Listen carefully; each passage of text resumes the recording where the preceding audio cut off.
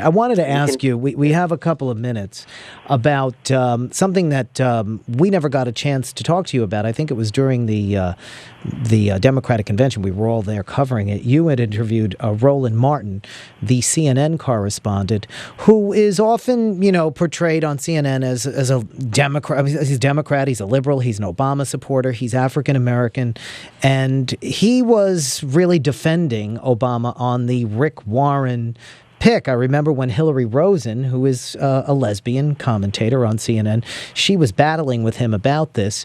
You focused in on him at the convention and focused in on how he's not somebody who seems to really be gay-friendly. He seems to have some real issues with homosexuality. Yeah, and he's also defended very vocally Donnie McClurkin and Kirby John Caldwell. Any anti-gay figure that's been around the Democratic Party. His wife is a pastor, correct? His wife is she's involved in the ministry at Salem Baptist Church, which is led by someone named James Meeks, who I'm sure you've talked about. Yes. I want to play a clip when you interviewed him, and he explained what he told a gay man. You asked him about a gay man who came to him and his wife for Bible study. Well, no, just to his wife. Let's keep I it see. at that. Yeah, for Bible study, and he was clearly somebody struggling with being gay. And what they're clearly pushing is like a conversion therapy kind of program. Listen in. The fundamental issue in that was not his homosexuality. The issue was, for him, a spiritual crisis. He was not comfortable teaching Bible study, living his lifestyle. So he came to her and said, I want to teach Bible study. So what she said is, I'm going to advise you the same way I advise somebody who is single and heterosexual. You need to, first of all, abstain from being involved if you want to be more pure spiritually to teach it. And if you do not want to continue that, you must remove yourself from the surroundings. Now, I find that, pretty extraordinary. Somebody who portrays themselves as a liberal and a Democrat to basically be pushing the idea that, if you want to abstain from that and fight that and be heterosexual, you can do that. That's pushing conversion therapy. I was really amazed at how that story, too, just kind of nobody wants to talk about that. No one wants to talk about it, and I've been thinking about it for a few months because I sort of figured out who he was talking about, although I'm not going to state it directly when he refers to he. How did he know the intimate details of this conversion?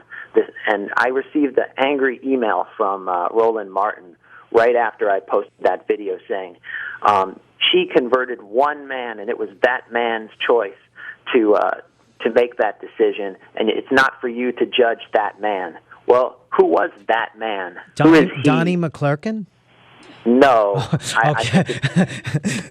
Sadly, there's many of them, I guess. I know. Well, I think I will raise the question that I think he's speaking in first person. Really? He's speaking in third person about himself. I just raised the question because he sent actually two emails to me referring to that man. Wow.